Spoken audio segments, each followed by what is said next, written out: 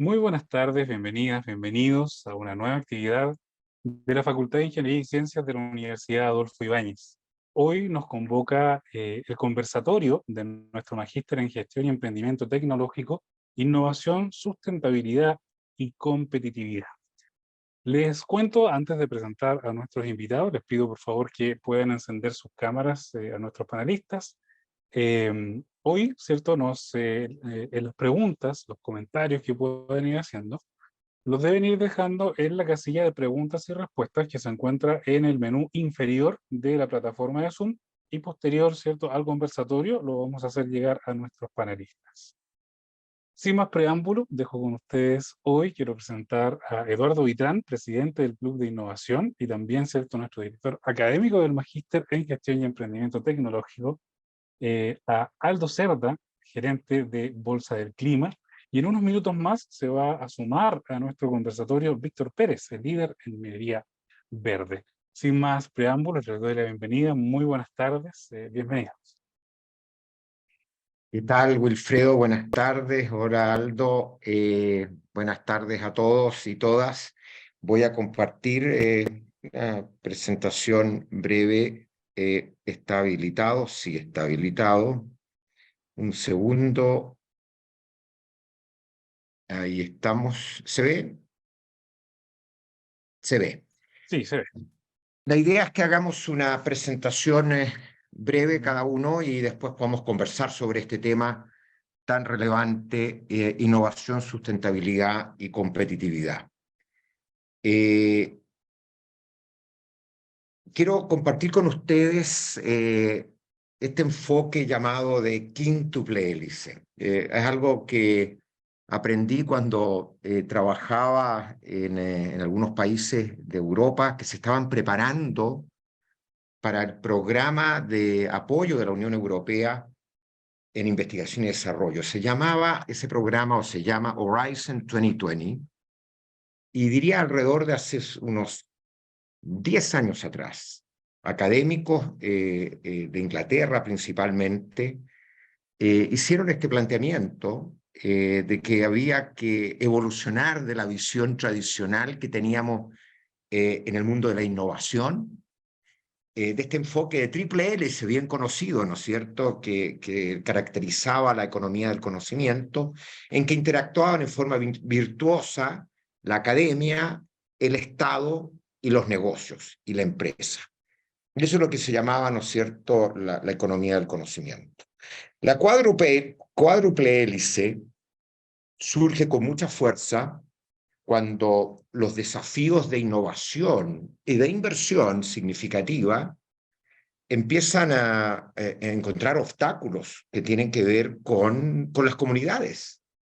Y entonces surge esta visión de que hay que incorporar a las comunidades, incorporar a la comunidad no solo en el territorio específico, sino que la comunidad más amplia, y especialmente con la emergencia, ¿no es cierto?, de las redes sociales, y tener un proceso participativo donde el conocimiento interdisciplinario o multidisciplinario es fundamental para poder avanzar en innovación, y la creación de capital social. Capital social que sabemos que en nuestro país es todavía escaso, y eso es un elemento muy importante que se plantea.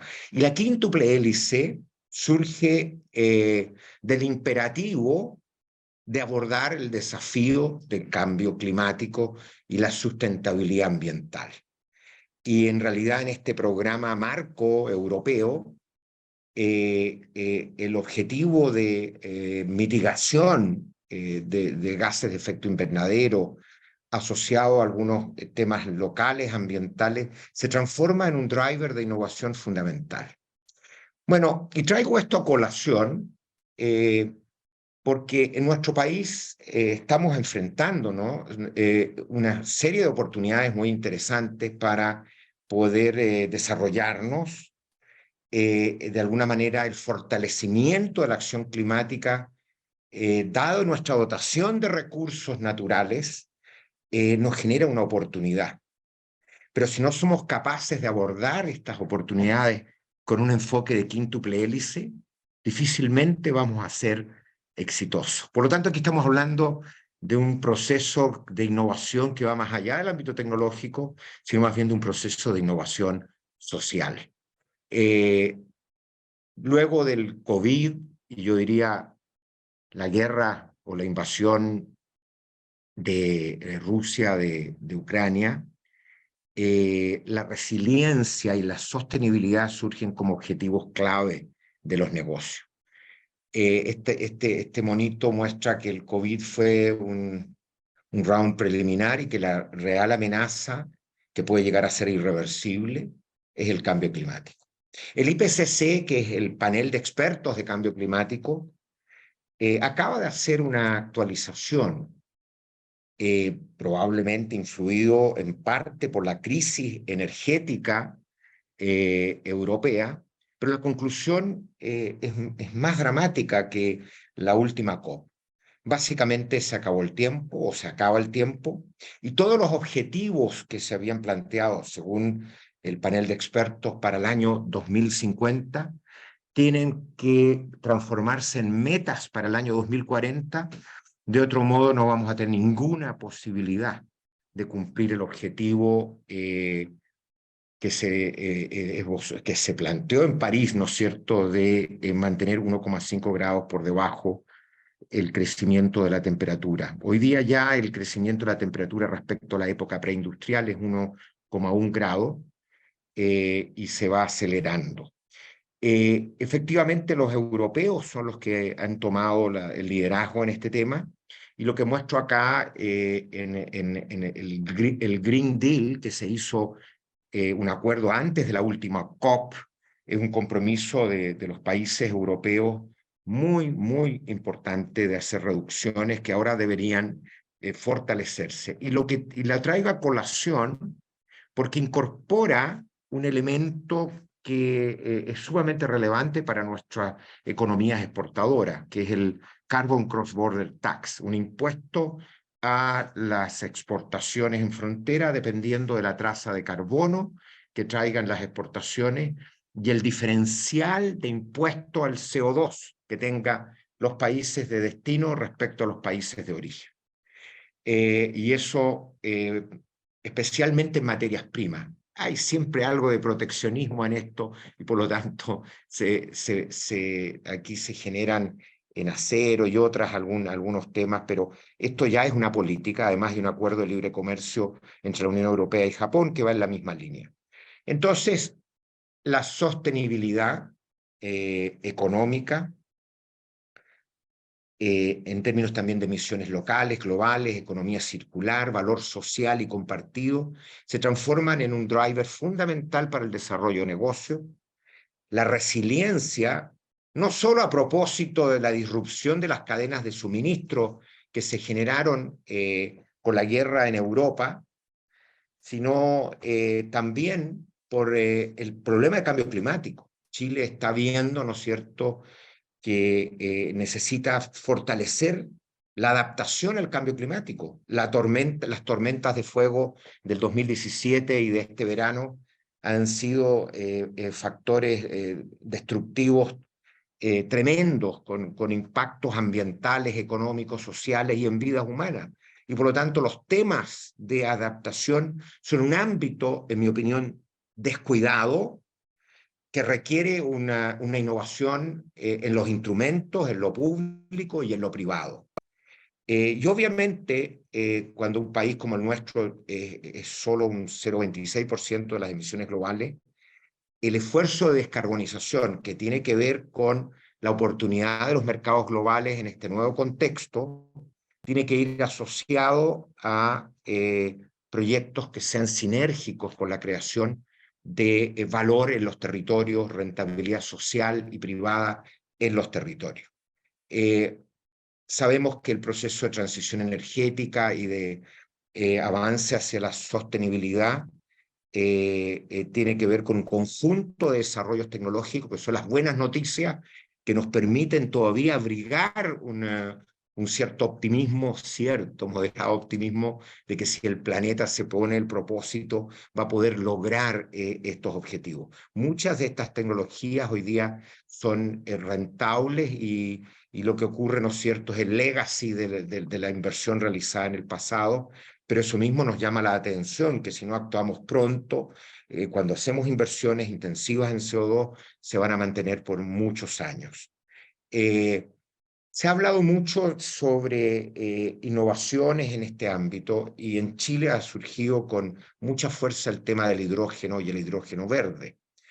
Pero es necesario poner en su lugar, y esto es un estudio muy reciente, 2022, de IRENA, donde pone el ámbito en que van a ocurrir los cambios más profundos. Y la electrificación de los procesos productivos tiene un rol fundamental. De hecho, el planteamiento de la Agencia Internacional de Energía es que la energía eléctrica, que hoy día representa el orden del 20% de la energía total, debería avanzar al 50% al año 2050. Suponemos que si adelantamos esto al 2040, y por lo tanto, esa es en muchos ámbitos la opción más eficiente. Y traigo uno en particular que se ha tendido a asociar al hidrógeno verde, que en mi opinión y de los expertos en realidad es un error, el tema del calor de baja y mediana entalpía, ya sea para nivel residencial o ya sea para nivel industrial. Y la mejor opción, lejos, son las bombas de calor eléctrica, donde hay un cambio tecnológico y una innovación dramática. Y el hidrógeno verde, sin duda, están las industrias difíciles de descarbonizar, y ahí tiene un rol muy importante en el transporte marítimo, en el transporte aéreo, en el acero, en el cemento, que son las industrias difíciles de descarbonizar, y en aquellos procesos de muy alta temperatura. Entonces, es bueno entender que aquí hay un espacio para la innovación, pero no es solo un vector, sino que es una combinación. Junto con el desafío de sustentabilidad que requiere impulsar la innovación en las compañías, en las empresas, en el Estado, en la sociedad, lo que estamos viendo también es que la revolución tecnológica de transformación digital, en particular en el mundo de los datos, con el desarrollo de la Internet de las cosas y la inteligencia artificial, pasa a ser un elemento, una herramienta fundamental en los procesos de aumento de la sostenibilidad ambiental y está muy asociado a aumentos de productividad. Traigo de marzo del 2022 una encuesta que hace el Harvard Business Review a nivel de grandes corporaciones y obviamente los resultados son que la analítica de datos y la inteligencia artificial son herramientas fundamentales para mejorar la eficiencia energética, reducir desechos, pero al mismo tiempo tiene un impacto en productividad. Entonces aquí, cuando hablamos de transformación productiva, estamos hablando de sostenibilidad y smart, es decir, con la incorporación de tecnologías digitales. Chile, como señalé al principio, efectivamente tiene una oportunidad extraordinaria. ¿Por qué? Este mapa muestra, ¿no es cierto?, que tenemos la disponibilidad de energía solar y eólica extraordinaria, no solo en el norte lo solar, sino que en el zona austral, el tema, digamos, de Magallanes, y tenemos la disposición de los materiales que son fundamentales para la transformación tecnológica, tanto para las energías renovables como para la electromovilidad. Y si uno entonces une un desarrollo responsable de esa minería que provee los materiales, junto con aprovechar nuestro potencial de energías renovables, sin duda estamos en un momento en que después de varios años de productividad total de factores declinando, donde nos quedamos pegados en una estructura productiva sin mayor sofisticación, surge la posibilidad de sofisticar nuestro aparato exportador y además, si lo miramos de una perspectiva más vinculada a la economía doméstica, nos puede servir también para generar descontaminaciones y beneficios locales, encadenamientos productivos. Aquí hay todo un desarrollo que es necesario impulsar. Estamos viendo en zonas como Magallanes que la creación de enclaves exportadores es profundamente resistido y eso nos puede impedir aprovechar estas oportunidades. Por lo tanto, este enfoque de quíntuple hélice es necesario incorporarlo en la forma en que trabajamos este desarrollo de nuevos mercados, ¿ah? Que son de carácter disruptivo. Bueno, y este es un gráfico que lo uso siempre, digamos, que es esta sinergia que se produce entre las energías renovables, en el caso de Chile, la minería verde, no solo cobre, el hierro, por ejemplo, reducido con hidrógeno verde, es una gran oportunidad. Exportamos 16 millones de toneladas de hierro, además de magnetita, que tiene mejor contenido desde el punto de vista, mejores condiciones ambientales. En general, insumos para la minería. Y tenemos litio, tenemos cobalto, tenemos una importante cantidad de cobalto que podemos aprovechar, tierras raras que son clave.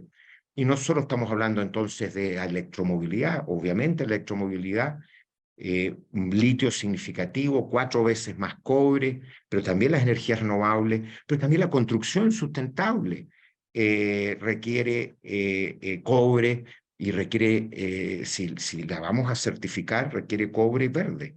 Y esto es una oportunidad. ¿Cuál es el obstáculo? Hay diversos obstáculos. Tener esta visión de quíntuple hélice, pero además ser coherente y actuar de esa manera en la práctica.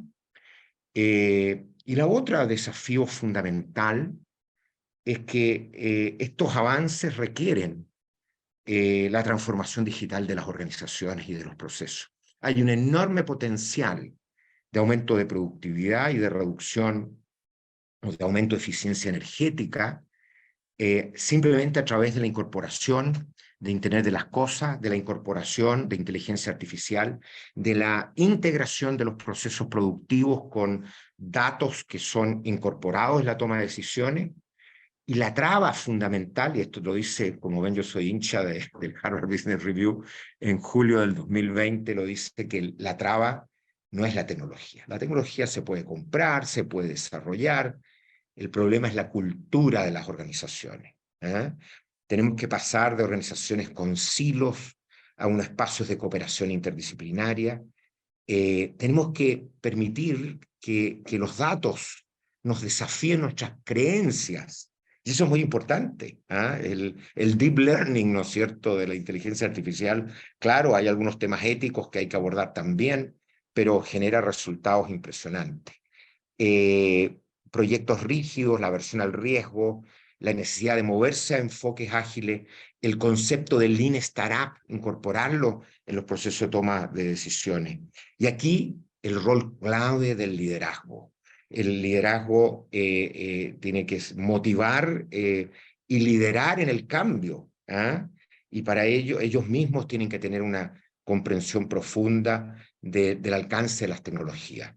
Bueno, esto es el contexto de lo que vamos a conversar hoy día y tenemos a Víctor Pérez, que ha trabajado años en minería y que recientemente le ha correspondido hacer la hoja de ruta del hidrógeno para la minería, para Chile y Perú, y también estuvo involucrado en la hoja de ruta del litio, y además me recuerdo, porque yo estaba en la Corfo en esa época, participó en los primeros fondos de capital de riesgo orientados sectorialmente a la innovación y sustentabilidad en el sector minero. Así que dejo a Víctor, que ahora también es académico media jornada de la Universidad, de la Facultad de Ciencias Físicas y Matemáticas de la Facultad de Ingeniería y ciencias. Vengo de Bochef hoy día, que tuve un almuerzo ahí y me quedé pegado con el competidor, pero soy exalumno de Bochef. Así que, Víctor, adelante. Muchas gracias, Eduardo. Bueno, y saludo a todos los alumnas y alumnos del máster. También a Aldo, un gusto verte, Aldo. Y creo que la introducción de Eduardo fue bastante potente, bastante clara. Lo que está ocurriendo, y me quiero focalizar mucho en la minería, básicamente porque llevo trabajando prácticamente 30 años en ese sector. Y lo que estamos viviendo hoy día, y no solamente hoy día, esto viene atrás, las tendencias estaban instaladas, pero por largo años la minería no abrió, no despertó, y fundamentalmente nos puso estos desafíos que se venían, porque tenían un delay de años en que te lleguen, en que realmente sean una condición de negocios concreta que peguen en la última línea, en temáticas que tienen que ver fundamentalmente con la nueva realidad del nuevo negocio minero. Y fundamentalmente el nuevo negocio minero que está cambiando completamente. Y eso significa que la minería que vimos las últimas 3 décadas va a ser completamente distinta con la minería que tiene que enfrentar las siguientes décadas. Tiene que ver con que la sustentabilidad está completamente integrada en los KPIs productivos. O sea, el modelo de gestión minera está cambiando completamente, y los temas culturales, las generaciones de mineros que tradicionalmente venían produciendo de una manera, se encuentran con desafíos que no lo estudiaron y no tienen las soluciones tampoco para poder sobrepasarlo. Y por lo tanto las temáticas que empezaron a venir en el tiempo, básicamente la minería lo escondió bajo la alfombra. Y el hecho de esconder debajo de la alfombra estos desafíos básicamente trajo consigo que no exponía estos desafíos a un ecosistema que potencialmente le podía extraer las soluciones.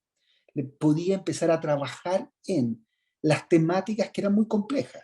Costaba mucho y cuesta mucho todavía exponer la temática de los residuos masivos, como son los relaves. Las millones de toneladas de relaves que se generan año a año en el país superan las 700 millones de toneladas de relaves que se acumulan en distintos lugares de Chile. Y por lo tanto, esa contabilidad anual es insostenible. No podemos pensar en una minería para los próximos 20, 30 años con esa misma lógica extractiva, porque no hay espacio y porque esos relaves no van a ser bienvenidos en los territorios, en las comunidades. Y parte de este encapsulamiento tiene que ver también con la lógica territorial, con la lógica de poder salir jugando con el territorio, con la comunidad, con el ecosistema de innovación, con el emprendimiento, con los proveedores, con los centros tecnológicos, con el centro de innovación, con los fondos de inversión de capital de riesgo, que a partir de mis necesidades yo soy capaz de generar soluciones tecnológicas, pero sobre todo internamente en mi cultura, yo soy y entiendo que esto es un fundamento esencial para que la minería haga frente a esta nueva realidad.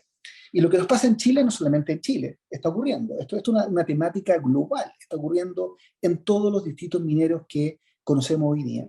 Y por lo tanto, lo que está ocurriendo, que es un jaque a nuestro modelo que estamos nosotros pretendiendo instalar, que claramente tiene un driver con el cuidado del medio ambiente y el calentamiento global, como mencionó Eduardo, para lograr estas mitigaciones y esta baja en temperatura, es fundamental tener minerales.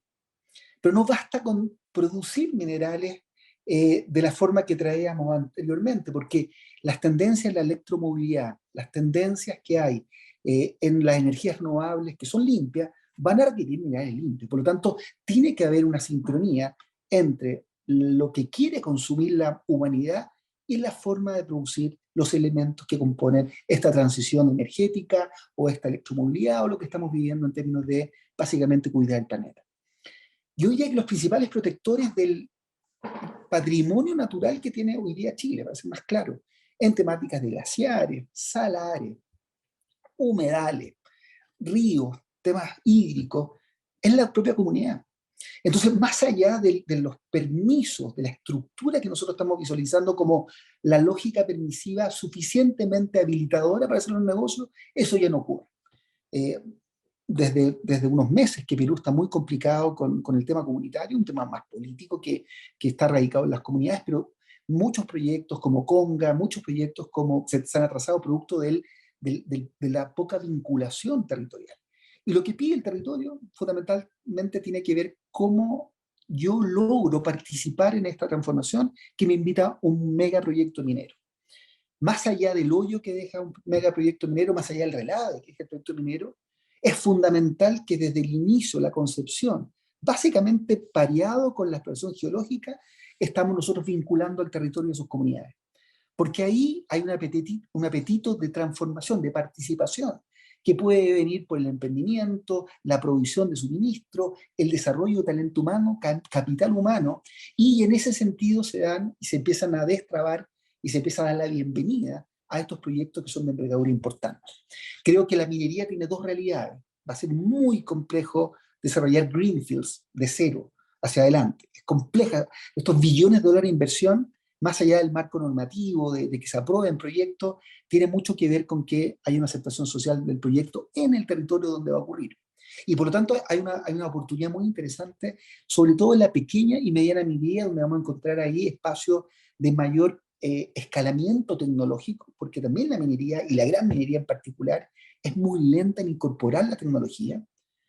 Van en un tren, en un carril que tiene poco espacio para especular en la innovación o cambiar mis procedimientos y mis protocolos productivos. Y por lo tanto eso genera que el espacio que va quedando en la minería sea la pequeña y mediana minería. Más del 93% del escalamiento tecnológico que ocurre en el país, en los centros de pilotaje hoy día, que son dos, el Centro Nacional de Pilotaje y CIPTEMIN, ocurren justamente en la pequeña y mediana minería. Por lo tanto, todavía no está abierto este proceso de transformación en la gran minería, que es el principal driver de las unidades de cobre, de las unidades de molibdeno, de las unidades de minerales que se necesitan hoy día para esta transformación energética esencial para la humanidad. Quiero compartir una lámina que muestra cómo está cambiando este modelo de gestión minera. Y esta lámina habla fundamentalmente de que se bajan los hilos, como dijo Eduardo muy bien, pero fundamentalmente lo que ocurre es que aquí hay un encadenamiento integral de la cadena de valor. Eso quiere decir que los consumidores que están al final, la electromovilidad, la bolsa de metales, los financistas como son los bancos de HSBC u otros, están pidiendo básicamente producción responsable. Quieren conocer ya no los indicadores de última línea financiero o cuánta producción vas a tener, sino que quieren saber cómo tu modelo de gestión fue capaz de incorporar esta nueva matriz de riesgo que tiene que ver con el tema social, que tiene que ver con el tema ambiental, que tiene que ver con el tema climático. Y por lo tanto esa complejidad es la que hoy día invita y obliga en la práctica a integrar los indicadores y los KPIs de sustentabilidad con los productivos. Es decir, ese modelo ya se complejizó. Y las nuevas generaciones de profesionales mineros tienen que incorporar esto, porque es la única manera de realmente no solamente hacer frente a una realidad que tiene que ver con lo social, sino que tiene que también que ver con realidades relacionadas con el acceso a los mercados. O sea, participar en las tendencias, las megas tendencias, como son la electromovilidad y las energías renovables, tiene mucho que ver con que yo sea capaz de demostrar por terceros verificadores de que mi producción responsable es esencial. Y la siguiente lámina tiene mucho que ver con ese esquema que se está hoy día generando en términos prácticos. O sea, ya pasamos de un tema de relacionamiento productivo profundamente llevado por la cantidad de toneladas que yo muevo en el día, que es el indicador primario que está en los convenios de desempeño de cada uno de los mineros y está en las pantallas de gestión, sin tener la otra dimensión que es más blanda tal vez, pero tremendamente esencial. Pero hoy día los sistemas de certificación que acreditan que la producción es responsable y que lo realizan verificadores terceros, incorporan dimensiones en más de 50 estándares y lineamientos que homologan muchos ISO, muchas certificaciones que las empresas tienen, pero que abordan lógicas comunitarias, de trabajo, de medio ambiente, de gobernanza, de derechos humanos dentro del modelo de gestión. O sea, yo hoy día, para poder tener un acceso integral a estas tendencias de mercado, debo mostrar que mi sistema de gestión minero tiene esas dimensiones incorporadas y que yo las voy mejorando en el tiempo de manera de poder tener básicamente una acreditación de producción responsable. ¿Y qué tiene que ver todo esto con lo que está pasando? ¿Y por qué es tan relevante? ¿Y por qué estamos traccionando por el mercado? En la siguiente lámina, que es la última que les quiero dejar para instalar un tema, lo que está ocurriendo en la práctica, y eso tiene mucho que ver con el traccionamiento que está pasando, por ejemplo, en un sector que está aumentando la demanda de manera notable en el litio, en el cobre y en otros metales que nosotros tenemos como el cobalto, también el molibdeno, tiene que ver que hoy día más del 70% de la huella de carbono, en este caso, se contabiliza al momento de manejar, de utilizar el automóvil, dadas las condiciones de básicamente un movimiento fósil de los autos. Pero con la electromovilidad esto cambia completamente y el eje de gravedad se va completamente hacia cómo yo produzco los elementos que forman parte de ese producto. Y esa huella que hoy día contabiliza cerca del 20% del producto final, como son los minerales en un auto, el día de mañana en un auto eléctrico más del 80% va a estar radicado en la minería, en los productos, en cómo nosotros producimos y por lo tanto cómo nosotros vamos a mitigar y cómo diseñamos la estrategia, la táctica y la operación para desplegar un compromiso en el tiempo y llegar al net zero, a la carbono neutralidad, forma parte de las preguntas y los desafíos que los banqueros, la sociedad y en general el mercado está demandando a la minería. Es fundamental en ese sentido volver a rediseñar el pensamiento, tanto cultural para poder abrir los desafíos, de manera realmente transparente para poder alinear recursos financieros, emprendimiento, educación, formación de capital humano, pero sobre todo tener bajo una transparencia ese acceso a la licencia social que permite básicamente acompañar desde un principio un proyecto con el territorio que le da la bienvenida.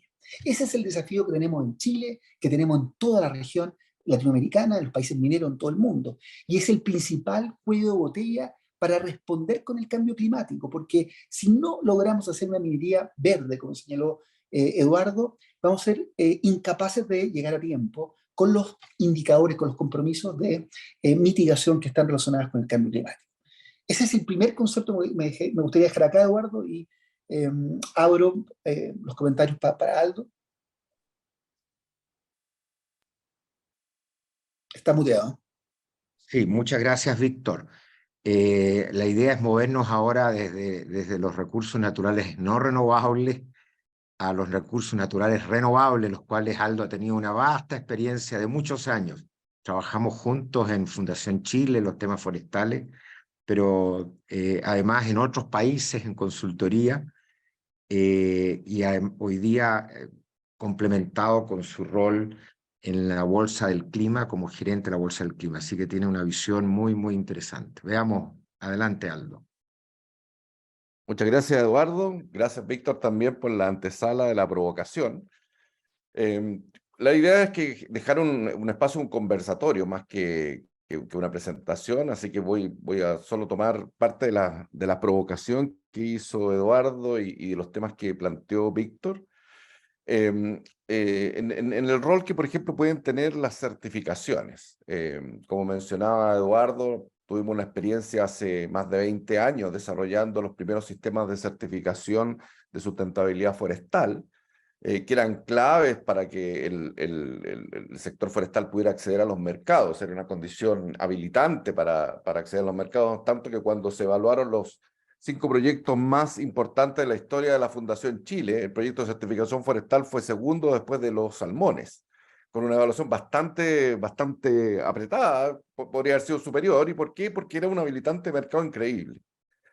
Y por lo tanto hemos trabajado en temas de certificación desde la sustentabilidad forestal, penetrando después en los temas de huella hídrica, los temas de carbono neutralidad, penetración de energías renovables. Y uno de los como desafíos, porque no lo quiero plantear como un contrapunto a lo que señaló Víctor, es que efectivamente los sistemas de certificación surgen con una lógica muchas veces de la preocupación del demandante, y el trasfondo de esto hoy día en las cadenas de suministros tiene que ver con minimizar el riesgo. ¿Qué es lo que nosotros estamos viendo hoy día? Que los sistemas que desarrollamos hace 20 años, hace 15 años, hoy día no dan cuenta de legitimidad en el territorio. Los sistemas de certificación se han actualizado, tienen, ¿cómo se llama?, procesos estandarizados mundialmente en términos de cómo ir ajustando las agendas, pero sin embargo, cuando uno piensa en los territorios y me señala que su operación está certificada, para las comunidades es irrelevante. O sea, no es una no es un lugar que genera una legitimidad directamente. Y esto tiene que ver cómo se ha construido esto en forma de las organizaciones que han sido parte de la construcción de los estándares, muchas veces, como se llaman, ya no tienen el anclaje territorial o el clivaje territorial que les permite dar tranquilidad a las comunidades de que sus intereses han sido genuinamente interpretados y representados en los estándares. Por lo tanto, tenemos un problema. Un segundo problema que tenemos es que Chile, que tiene una orientación exportadora, es muy sensible efectivamente a las normas internacionales. Y ahí hay que entender, sobre todo cuando Eduardo mencionaba el tema de cómo Europa ha construido como un relato en términos de la preocupación por la descarbonización, pero ellos lo tienen súper claro como un relato vinculado a competitividad. Y hoy día cuando uno piensa en Gran Bretaña, cuando piensa en Francia o piensa en Alemania, sus sistemas normativos, sus sistemas de estándares son diseñados para favorecer a la industria local. El impuesto transfronterizo que mencionó Eduardo es precisamente eso. ¿Y qué es lo que tenemos nosotros? Tenemos un sistema de normalización completamente atrasado en eso, básicamente tomando las referencias de lo que viene afuera, pensando que la demanda es el único driver, y la verdad que la demanda afuera lo que tiene como motivación es vendernos tecnología. Lo vemos mucho en el caso del mercado de carbono, donde Europa, que fue uno de los grandes defensores del mecanismo de mercado de carbono, después empezó a perderle amor al mercado de carbono. ¿Por qué? Porque básicamente vio que sus competidores tecnológicos, como los chinos, como los brasileños, como los mexicanos, estaban ocupando ¿cómo se llama? El mismo mercado que ellos habían creado, pero llegaban con soluciones tecnológicas de mejor costo en relativo. Por lo tanto, ellos han ido dejando la alternativa de mercado y lo que quieren es una intervención directa, tecnológica, que uno adquiera la tecnología que ellos tienen, que es particularmente el caso de los sistemas de Carbon Capture and Storage, que son muy caros, superiores a valores a los $180 por tonelada, y por lo tanto ellos no quieren un offset que compita, aunque sea un proyecto fantástico de soluciones basadas en la naturaleza, que cueste $25. Y por lo tanto tratan de ponerle restricciones, y por lo tanto hay que entender que esto no es un absoluto, esto es una geopolítica, y donde uno también, la ventaja que tenga Chile, y ahí yo comparto con Eduardo y con Víctor, es que Chile tiene todos los elementos para transformarse en un proveedor confiable, un proveedor de bajo riesgo. Pero el desafío ahí es que efectivamente la pega la hagamos hacia adentro y no tanto hacia afuera, para que efectivamente las comunidades sientan que esta visión que tenemos de futuro es una visión compartida. Podemos no ponernos de acuerdo respecto al pasado, pero quizás sí nos podemos poner de acuerdo respecto al futuro. Eso me lo enseñó hace mucho tiempo el líder de una organización ambiental que armó una campaña contra el mundo forestal en Chile, con una campaña en el New York Times y todo, y que terminamos en una mesa de discusión con los retailers, con las empresas forestales, con las ONGs, y cuando empezó la discusión, empezaron toda la lista de pedidos, todo el pendiente, él dijo, oye, no nos vamos a poner de acuerdo en una reunión respecto a lo que es el pasado, pero sí nos podemos poner de acuerdo de cuáles son los elementos de futuro en los cuales debemos sustentar la relación. Y eso abrió un espacio ¿cómo se llama? Increíble en el caso del sector forestal para un diálogo que concluyó hace poco, por ejemplo, con una política forestal que hubiera sido impensable. Aunque tenemos estos espacios, todavía lo que vemos, por ejemplo, a raíz de la tormenta de fuego que nos afectó el 2017 y el 2023, es que no hay un elemento consensuado respecto a cómo los sectores que tienen alta presencia territorial se insertan en estos territorios. Más del 2/3 de los incendios son de origen intencional. El 99% es de acción antrópica, pero más del 99% de la Araucanía o Biobío es de origen intencional. Y no hay condición ambiental, o sea, las condiciones que se dan para que se produzca una tormenta de fuego están muy gatilladas por el cambio climático, efectivamente el aumento de temperatura, el aumento de la velocidad de los vientos, el menor contenido de humedad, etc. Pero yo te diría que tenemos gestión de clase mundial para enfrentarlo, pero no tenemos que gestión y no hay ningún país en el mundo que haya declarado que puede enfrentar un fenómeno como la sinistralidad ocasionada por atentados directamente orientados a tratar de hacer daño al patrimonio, en este caso patrimonio ecológico del país, porque cuando parte un incendio, no es que el incendio se va a ir con marca y va a ir marcando los árboles que sean de una empresa o de esta otra empresa, el incendio parte y después para solo cuando las condiciones de combate o las condiciones ambientales lo facilitan. Lo mismo tenemos estas discusiones respecto al uso del agua en las cuencas productoras de toda la fruticultura de exportación de Chile, donde había también una gran discusión respecto al rol de los monocultivos, el avellano europeo, las paltas y otros, y donde los sistemas de cero de deforestación hoy día van a ser una restricción respecto a que la conversión que se dio en el pasado de bosques esclerófilos para habilitar ese cultivo puede ser un elemento distintivo en términos de no permitir el acceso a los mercados. En salmonicultura hemos tenido muchos desafíos, yo creo que en eso ha habido poca polinización cruzada de aprendizajes que hemos tenido en otros sectores de recursos naturales que no han permeado a otras industrias, por lo tanto vemos que hay un atraso, un lag que podríamos haber acortado en términos de aprendizaje. Y finalmente esto también repercute en el sector de energías renovables, donde lo mismo que señalaba Víctor, lo que señalaba Eduardo, el potencial que tenemos, por ejemplo, en el caso del hidrógeno, hay el ejemplo de proyectos que pensando que dado que el producto era verde, las comunidades iban a estar felices, y lo primero que dijeron las comunidades, esto es una enorme expansión de parques eólicos, y aquí no está claro quién ganamos nosotros, pero sí están claros los impactos que hay sobre el paisaje, por ejemplo, en zonas que tienen alto atractivo turístico. Por lo tanto, el sector de recursos naturales renovables, no por su renovabilidad, ofrece un escenario más favorable. Yo diría que es un escenario muy complejo, porque Chile en escala no tiene espacios muy grandes dado el tipo de mosaico que conforma su geografía, y dado eso, claramente cuando queremos crecer hay impacto sobre las comunidades. Hay esta discusión de si acaso el capital social en Chile es bajo o no es bajo. Yo creo que es un híbrido, porque efectivamente si el capital social fuera muy bajo, Chile nunca habría crecido, porque aquí se necesitan relaciones de colaboración. Lo que tenemos es que hay relaciones de confianza de ciertos grupos con ciertos grupos, y no hay relaciones de confianza entre tribus. Y por lo tanto tenemos que producir ese ensamblaje donde hay intereses distintos. Hoy día, por ejemplo, en la agenda ambiental, antes los temas eran macro. Hoy día los temas son muy específicos. Puede haber una ONG que recibe financiamiento internacional para la protección de un aspecto muy específico de la biodiversidad y no se conecta con otras agendas, y por lo tanto es muy difícil estar mapeando cómo eso se inserta en las actividades productivas.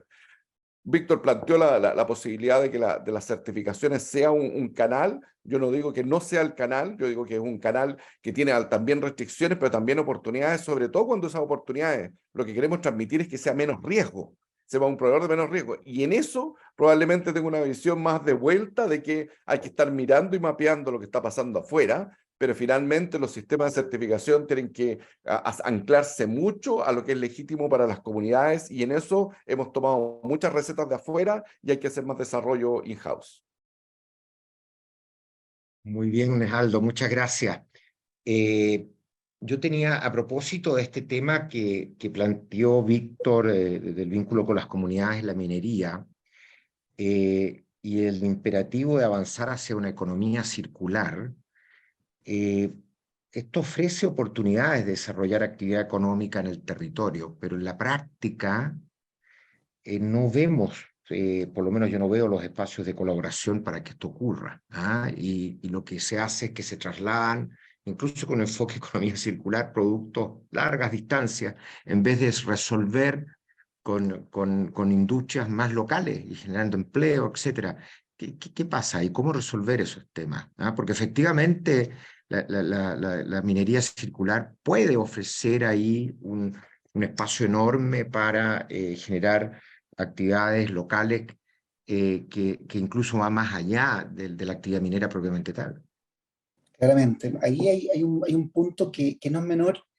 Nosotros terminamos hace muy poco un estudio de huella de carbono en el alcance 3, que recién se empieza a abrir. La verdad que se ha hecho un trabajo en alcance 1, alcance 2, al interior de la minería, pero el alcance 3 quedó un poco postergado porque se veía muy complejo, pero lo concreto es que si uno quiere acercarse a los proveedores locales, esa temática pasa a ser muy relevante por la cercanía propiamente tal, y también por la pandemia. La pandemia ayudó a entender de que estar cercanos en términos de suministro de algún repuesto, de un motor, de lo que sea, es muy relevante porque está asociada a la continuidad operacional.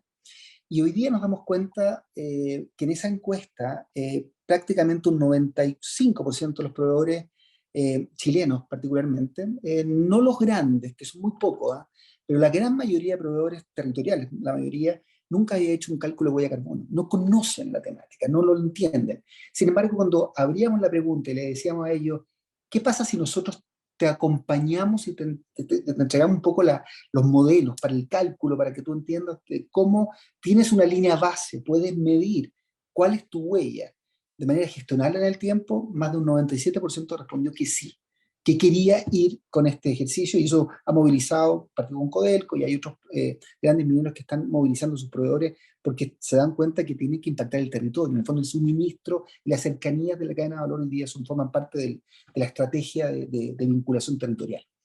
Y a partir de eso aparece esta oportunidad de economía circular, porque efectivamente, bueno, por mucho tiempo las ruedas se enterraron mineras gigantes, hoy día están buscando tecnologías para reciclaje, pasa lo mismo con el suministro alimenticio, pasa lo mismo con una serie de residuos orgánicos, pero tal vez lo más, y tal vez lo más relevante como oportunidad para desarrollo territorial, tecnológico, local, tiene que ver con dar cuenta de más de 770 relaves que tenemos en Chile, la gran mayoría en desuso, la gran mayoría abandonados, pero que tienen un contenido de minerales que están, por la lógica monometálica de ir solamente por el cobre, disponibles para reducción de elementos de valor de una cantidad de elementos muy significativos. Junto con el cobre, tú prácticamente podrías tener acceso a una tabla periódica de elementos que son también esenciales para lo que necesitamos. Por lo tanto, ahí hay una nueva oferta secundaria de minería que se puede vincular desde el territorio, desde los centros tecnológicos, desde las propias universidades que están operando en aquellos espacios.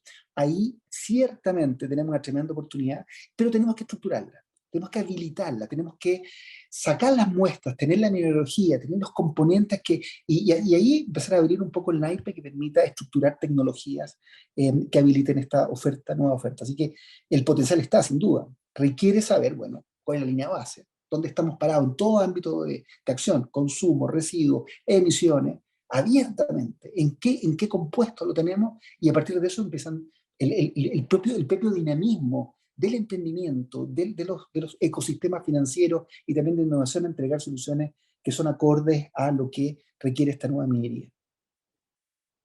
Víctor, pero en un sector que la mayor parte de la actividad, digamos, de valor agregado es exportación, se genera en China, ¿no es cierto? Y se exportan concentrados y ayudamos a transformar a China en el líder mundial de las tierras raras. ¿Ah? Y estos elementos de la tabla periódica que tú mencionas que tienen bastante valor. O sea, lograr lo que tú dices en esa parte no es trivial. ¿Ah? Requiere cambios bien relevantes. Exactamente, y tiene mucho que ver porque cuando tú descompones el negocio minero y rentabilizas estos bloques, o sea, tú mantienes tu visión de silo, vas a encontrar que tu rentabilidad está mucho más balanceada, con un sesgo hacia la minería y la concentración. Pero cuando entra el proceso de refinación, de fundición, ya pierde los márgenes, y de hecho uno podría decir que ya no es un negocio minero, es más industrial, es mucho más industrial. Chile ha quedado muy atrasado en temáticas de fundición, todos lo sabemos, y requerimos nosotros una estrategia país. O sea, nosotros tenemos que saber que procesos de fundición modernos perfectamente pueden operar en la mitad de la ciudad de Hamburgo, en Alemania. ¿Y por qué nosotros no tenemos esa tecnología habilitada en un país que hoy día básicamente exporta un 70 y tantos % de tierra y solamente un 27% de cobre? Entonces, acá hay, y los alimentos que no se pagan, en los contratos de comercialización de cobre, se paga el cobre, el oro, la plata, y se penaliza el arsénico. Nosotros también deberíamos ser los líderes mundiales en cómo mitigar, encapsular y poner a disposición de algún residuo el arsénico en forma estable y segura. Por lo tanto, las dimensiones que tenemos para adelante invitan a que Chile tenga una integración mucho mayor, porque la oportunidad es tan latente. Pero ahí el nivel de esfuerzo en I+D que se hace en la minería chilena, de acuerdo a estudios de la OCDE, comparado, qué sé yo, con Australia, en relación a las ventas es 10-1. Exacto. Mientras no cambies eso, no. ¿Ah? Bueno, hay un tema de prioridades, sin duda. Mi lógica, yo creo que nosotros tendríamos que abrir sin duda el sistema financiero local. O sea, no tiene ningún sentido que los fondos de pensiones, la AFP, no inviertan en capital de riesgo, no inviertan en minería. Cualquier tecnología una startup tecnológica minera, Mindtech, que escala en Chile, está grabada en cualquier distrito minero del mundo. Ahí estamos jugando la primera división. Pasa lo mismo en agricultura, pasa lo mismo en otros sectores donde realmente estamos rankeados a nivel mundial muy alto. Y por lo tanto tenemos que generar y habilitar recursos que desde el Estado se ve difícil, se ve complejo por necesidades que todos estamos viendo hoy día en la realidad. Pero el sistema nuestro no está invirtiendo en Mindtech, en Venture, en Scaling, en el escalamiento de tecnología que están muchas de ellas naciendo y creciendo en Chile. Nosotros cuando vemos un poco, y lo vi con el fondo de inversión, Eduardo, de capital de riesgo en minería, que fue el primero en el mundo, que habilitamos desde Codelco y participamos junto a varios componentes de la cadena de valor, de que estaba muy bien el incentivo para escalar hasta una serie A. Pero no hay un ecosistema en Chile que permita seguir escalando en series B, series C. Tienes que salir de Chile. Tienes que obligadamente irte a California, a la costa este de Estados Unidos, a UK, a Israel. O sea, tenemos un ecosistema financieramente hablando muy acotado, pero se da una lógica y una hipótesis que se comprobó en tres grandes variables. Primero, fuimos capaces de traer tecnología a Chile para escalar en Chile internacional. Habían tecnologías chilenas que eran capaces de globalizarse. Y tercero, que los múltiplos de rentabilidad sí se daban. O sea, éramos rentables y logramos los múltiplos. Entonces, ¿por qué no habilitamos nosotros el gran reservorio de ahorros que tenemos nosotros para movilizar nuestro país, que son los fondos de inversión de la AFP? Y ahí no estamos invirtiendo cero en innovación. Y eso vamos también lo que invierten las empresas. Bueno, en fin, tenemos un encadenamiento medio acogotado, pero tenemos que destrabar. Bueno, sí. Aldo, tú mencionabas el tema de las tormentas de fuego, los incendios forestales. Y bueno, uno vinculado a los temas de transferencia tecnológica, vemos innovaciones en la gestión usando inteligencia artificial y otros elementos de corto plazo del fuego. Pero lo conversábamos el año 2017 cuando tú dirigías el programa estratégico de madera, y nos tocó ver las tormentas de fuego, que había que empezar a innovar en la forma en que el territorio se construía, de tal manera de inhibir un poco el rápido desplazamiento del fuego, y que en un contexto de aceleración del cambio climático va a ser cada vez más desastroso. Basta con decir que el 2017 y este año las emisiones por incendio son cercanas a las emisiones totales del país, y que en el NDC de Chile, en el acuerdo para el 2050, una parte muy fundamental de cumplir la meta es captura de carbono por el sector forestal. Entonces, con la dinámica que estamos viendo y el problema de adaptación, estamos mal. Entonces, pero además de los daños, ¿no? De los daños tremendos que eso genera. ¿Qué harías tú ahí? ¿Cómo lo pensarías?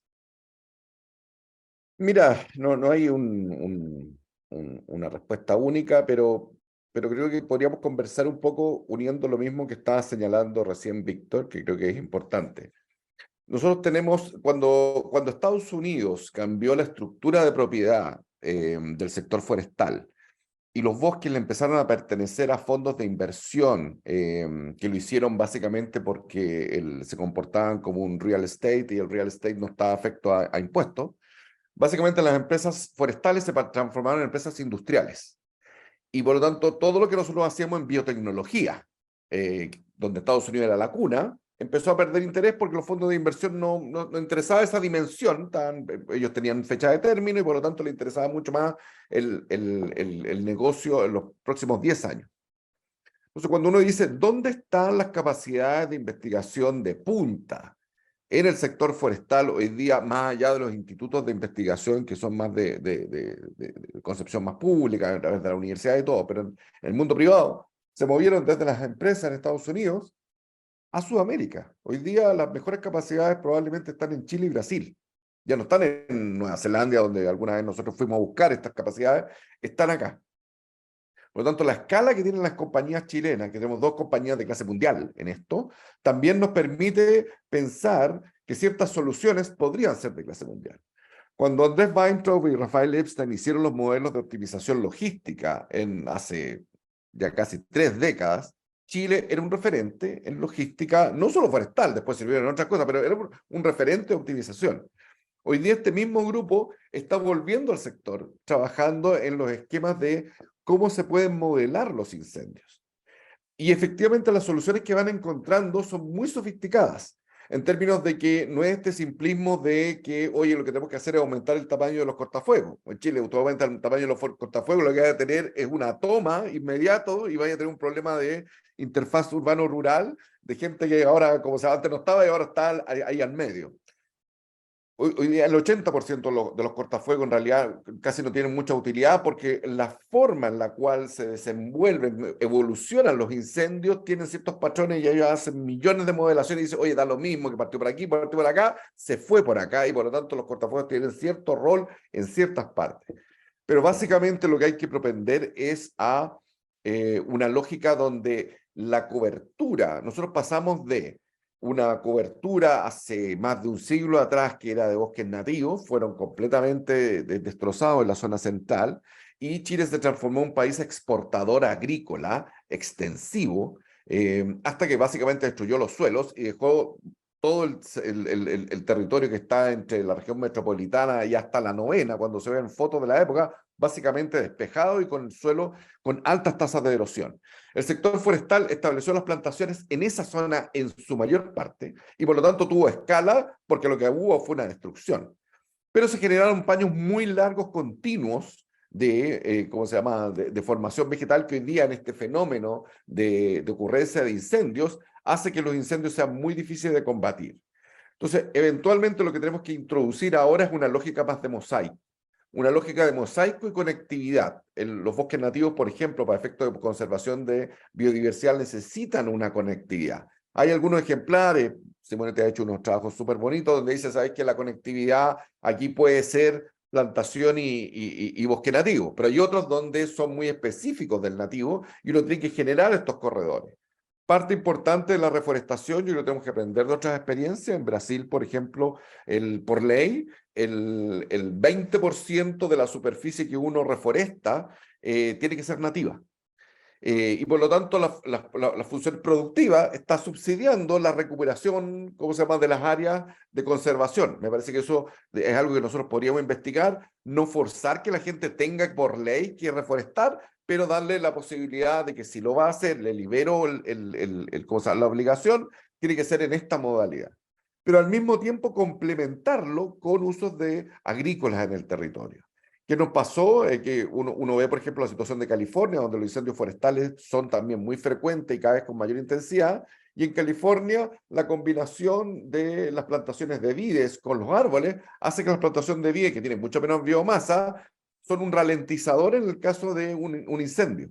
Y muchas veces uno dice, bueno, se pierde las vides, sí, pero alcanzó a llegar el sistema de ataque y logró que el incendio se controlara. Y las vides son muy rápidas de volver a restablecer y tener una actividad productiva.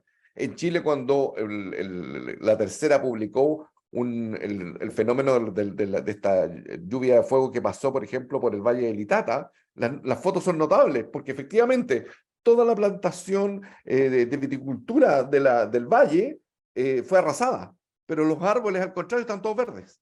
Por lo tanto, esto pasó en el caso de las zonas tributarias Santa Fe, Nacimiento y otros, todo lo que era agrícola, que tiene mucho más humedad en el suelo, también sigue verde y por lo tanto ralentiza y desvía el fuego. Por lo tanto, tenemos que pensarlo como un mosaico y esto hay que modelarlo. Y por lo tanto, estos sistemas que son de inteligencia artificial, de machine learning, combinados con información, muchos de los trabajos que está haciendo como sabe Andrés y Rafael, aquí lo que falta es poder integrar con los sistemas de información que tienen las grandes empresas forestales que son de clase mundial, que nos permitan tener un diseño del patrimonio para recuperar un tema que Chile nunca hizo, que fue la planificación territorial. Hoy día con esta connotación de adaptación, pero donde yo diría que tenemos que aprovechar este potencial y cerrando nuevamente, yo quiero unirlo con lo que mencionaba Víctor, las grandes empresas tienen la capacidad a través del clúster de proveedores de hacer innovaciones que pueden escalar. Y es muy importante la medición del alcance 3 en eso, porque cuando tú lo metes, ya es parte del problema que tienes que gestionar. Era una de las grandes, ¿cómo se llama?, críticas que había a la minería, de que reportaba alcance 1 y 2. Cuando uno reporta el alcance 3, también se hace cargo porque lo tiene que reducir. Esto le pasa a las compañías de energía, por ejemplo. Y entonces yo les digo, oye, si tu problema no es las emisiones directas, que son 10.000 toneladas, tu problema es que tú vendes emisiones y tienes que pensar para el cliente final qué es lo que está pasando. En el sector forestal, por ejemplo, la logística es enorme en el alcance 3 y por lo tanto uno tiene que pensarse soluciones como el hidrógeno y otras que van a reducir en el mediano plazo parte de esta cadena logística y donde el sector es habilitante tanto para energías renovables como para poder usar el hidrógeno en los camiones y otros. Así que yo en eso conecto también con Víctor de que hay que aprovechar la escala que sí tenemos en ciertos clústeres de actividad productiva para encontrar soluciones que nos sean relevantes a nuestras propias industrias.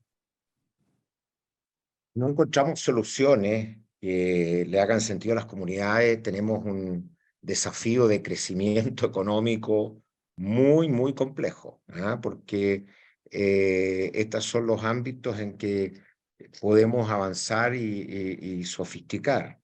Eso me lleva a otra área que es el de la acuicultura, la salmonicultura, ¿ah? Ahí en Fundación Chile teníamos una alta involucración en esos temas. La Fundación fue creador de la salmonicultura y ahí veo también desafíos en este ámbito extremadamente complejos y muy poco capital social. De hecho, hay estudios que muestran que la crisis de Lisa tuvo que ver con una crisis de capital social en la industria. Y ahí existe tecnología. ¿Tú te acuerdas, Aldo, que desarrollamos el primer proyecto de recirculación de smolt en tierra, ¿no? Y sabemos lo que habría que hacer. Habría que avanzar con recirculación, ir digamos, a 1 kilo probablemente en tierra, reducir el tiempo en el mar, reducir, por lo tanto, los desechos, tener sistemas de colección, moverse hacia áreas más expuestas y usar mucho Internet de las Cosas e inteligencia artificial y otros para gestionar en forma remota.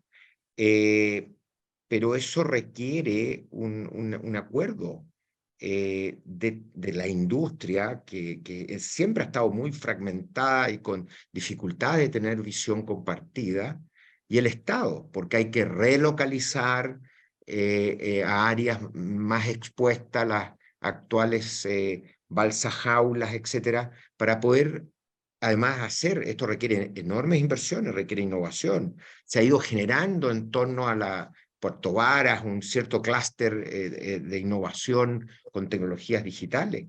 Pero yo veo con temor que esto no está ocurriendo y esa es una industria, si no fuera por la salmonicultura, buena parte del territorio de Puerto Montt al sur la gente viviría en pobreza. ¿Qué opinas de eso? Digamos, ¿por dónde vamos ahí? Mira, uno de los temas que hoy lo mencionó tangencialmente, pero creo que es bien relevante, ¿cómo se llama?, destacarlo en lo que señalaba Víctor, es que también en los negocios de los vinculados a los recursos naturales, parte importante de los países competidores han innovado porque la rentabilidad de esos negocios ha sido decreciente en esos países. O sea, cuando típicamente se menciona el caso de que Nokia era una empresa forestal y cambió a ser una empresa de raíz tecnológica y todo, es como diciendo, oye, Nokia miró el mundo y se dio cuenta que iba para otro. Nokia no era rentable en el sector forestal. Entonces, cuando uno ve Suecia, ve, ¿cómo se llama?, Finlandia, ve Noruega, ve una planta de celulosa, ve el cash cost que tiene la producción de celulosa y es muy apretado con respecto a los márgenes. Y dado eso, ellos se transforman en biofactorías y empiezan a agarrar todos estos otros elementos que están, ¿cómo se llama?, bien marginales dentro del total y dicen, oye, estoy tratando de sacarle un poco más de rentabilidad a partir de estos usos. Trato de implementar una biofactoría acá y los tipos de producción dicen, oye, pero si nosotros tenemos una situación de renta súper alta, no me venga a distraer la función productiva. Entonces, en el caso de la acuicultura... Pasa en minería también. En la minería minería pasa. todo. Entonces, no hay que también desconocer en el empresariado chileno Yo aquí, por ejemplo, hay toda una discusión respecto a si acaso el empresariado chileno se nos va a cansar de estar siendo siempre mirado en el ojo del huracán y va a terminar vendiendo todo, como se llaman sus inversiones, a inversionistas extranjeros. Y yo creo que, salvo que tuviéramos la suerte que los inversionistas extranjeros fueran bastante occidentales, si no son occidentales, la preocupación por el territorio y las comunidades no creo que vaya a ser mayor, precisamente por los inversionistas que quieren básicamente unos recursos naturales y lo que pasa en las comunidades no es su preocupación. Por lo tanto, yo también respeto de que hay que es el recurso que tenemos, es la gente que logró sacar un sector adelante. Hay todo un tema respecto a la situación tributaria, o sea, hay mucho que aprender y yo creo que en eso no sería tan duro. Yo creo que también hay un proceso, entendamos de que si ellos tienen renta hoy día, oye, es muy difícil meter innovación cuando no hay urgencia en eso, pero hay sectores que lo han hecho. Yo cuando veo, por ejemplo, el sector que trabajamos mucho, dada la regulación climática con el sector cementero, la industria cementera chilena por tamaño no tiene, o sea, en cualquier país de América Latina las cementeras son más grandes que Chile. Chile más encima no tiene los elementos, dado que es un país mineral, no es un país donde está muy fácil la consecución de las materias primas. O sea, Chile produce caro y no tiene escala. Y sin embargo, cuando tú miras las emisiones por tonelada de tonelada de cemento, tonelada de clinker, de una cementera chilena, no es superior a la emisión de una cementera europea. Es decir, los tipos apretados por los márgenes han ido innovando y han ido introduciendo distintos elementos y hoy día parte de sus residuos, efectivamente, o el CO2, están viendo que pueden ser parte de la oferta hacia el sector de e-fuels y otros. Entonces, aquí claramente también hay una dinámica de los negocios que hace que uno acelere o no acelere. Y yo creo que ahí, efectivamente, una de las cosas que quisiéramos rescatar es que este encantamiento de los territorios también tiene como un desafío de la bajada local. Quiero mencionar un ejemplo solamente como para ilustrarlo. Cuando uno va para el Cajón del Maipo, que es un paraíso geológico, que estamos aquí al lado de Santiago, yo te diría que casi todos los carteles que hay a lo largo de todo el camino, casi hasta el borde con Argentina, son contra Alto Maipo. Pero tú en el camino no ves la intervención de Alto Maipo. No es que Alto Maipo me está echando a perder la vista del paisaje, tú no lo ves, no existe. Sin embargo, Es hay actividades subterráneo. productivas súper extractivas, súper impactantes en el territorio, pero que llevan mucho tiempo ahí y que tienen buen diálogo con la comunidad local. Por lo tanto, la comunidad local ya se invisibilizó, dice, sí, pero al final nosotros hemos vivido de estos 80 años, tenemos buenas relaciones y todo. Entonces, cuando uno baja esta discusión a tener una conexión local adecuada, la comunidad no es que sea pidiendo cosas que no corresponden. O sea, la comunidad ahí te defiende una actividad que es extractiva, que probablemente tú dirías impensable que ahí se siga realizando, pero en el caso de Alto Maipo pregunta, ¿y por qué Alto Maipo no lo hizo? Porque el discurso fue muy por arriba. Fue como que este proyecto es de otra escala y es como que el diálogo tenía que ser de otro nivel. Mucho de lo mismo me pasa cuando uno visita cierta Punta de Choro u otras zonas donde hay proyectos que tienen que ver o con infraestructura y con minería, y las comunidades se acostumbraron a que había una lógica rentista en términos de qué me dan y no una lógica de valor compartido. Por lo tanto, igual hay un desafío ahí de cómo hacerlo. Y me ha llamado la atención de que los proyectos de expansión de acuicultura en el sur, yo te diría que donde más he escuchado posibilidades es cuando hay comunidades indígenas. Porque efectivamente en estas áreas que ellos tienen reservadas, básicamente lo que ellos dicen, por fin se ha reconocido, yo tengo un espacio marítimo protegido que me corresponde, pero yo necesito rentar. Y por lo tanto lo que quiere es que le lleguen propuestas de valor compartido para utilizar ese espacio. Las comunidades ahí tienen legitimidad total en términos de intervención, por lo tanto en términos del poder político se ajusta, pero yo quiero decir que esto no es antiproductivo per se, es como la manera en cómo los hemos hecho. Entonces yo también veo que hay brotes verdes en la posibilidad de que esta cosa que uno habría pensado que era lo más complejo del mundo, también surja en este caso con comunidades, que sería un caso muy bonito de acuicultura, que puede ser incluso de carbono azul, de algas y otros, en los territorios que hay de Puerto Montt al sur. Muy interesante. Bueno, ya llevamos bastante tiempo, tenemos que ir terminando. Se nos viene un tema que es que las cuentas nacionales se van a incorporar los activos de naturaleza, ¿ah? Me recuerdo que el presidente del Banco Central hace algunos años era Mario Marcel, ¿no es cierto? Y él partió con este tema, aunque tengo un recuerdo de los años 90 en que un ejecutivo del Banco Central lo echaron porque planteó este mismo concepto. Y después fue candidato a presidente, creo. Es así, Claude, ¿no? Ese es el caso. Bueno, el tema de incorporar en las cuentas nacionales y darle un valor económico a los activos de la naturaleza es interesante. Es interesante desde el punto de vista de la protección, de la posibilidad de mitigar, invirtiendo, ¿no es cierto?, en activos naturales, pero también nos plantea que el valor no es infinito. Hay valor económico. Y eso me trae a un tema que me tiene extremadamente preocupado, que es toda la logística de la macrozona central se basa en que vamos a poder construir un puerto de gran escala en San Antonio. Y hay un humedal no muy sofisticado, no muy significativo, que tiene parado el proyecto. Eso puede tener un costo en nuestro comercio exterior inimaginable, inimaginable. Por lo tanto, uno tiene que pensar que esa empresa estatal, en realidad es el Puerto de San Antonio, puede invertir en otros ámbitos, pero el hecho de poner esto en las cuentas nacionales nos debería permitir evaluar cuánto vale.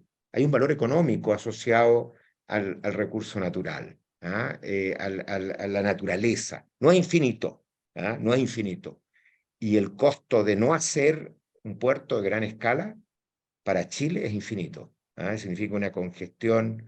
Entonces ahí, ojalá esto nos ayude a racionalizar un poco más la discusión en temas ambientales. Proteger por una parte, darle valor económico a eso, usar tus mecanismos de crédito de carbono. El anexo 7 todavía está pendiente, ¿no? En el acuerdo, el 6, perdón, sí. Y se oponen los europeos, según he entendido lo que tú dices, pero tendrá que venir. Ok, yo les agradezco la participación. Dejo a Juan que nos cierre este panel. Gracias, Eduardo. Yo les agradezco a ustedes, a Aldo, Víctor, Eduardo, por este conversatorio muy interesante. Tenemos ahí varios interesados también que han ido, ¿cierto?, manifestándose. Así que muchas gracias a los participantes, a las personas que se conectaron. Les cuento que en los próximos días les va a llegar la grabación de este conversatorio y más información sobre nuestro magíster. Así que por ahora los dejo liberados. Muchas gracias nuevamente a nuestro panel y a nuestros invitados. Que tengan una muy buena tarde.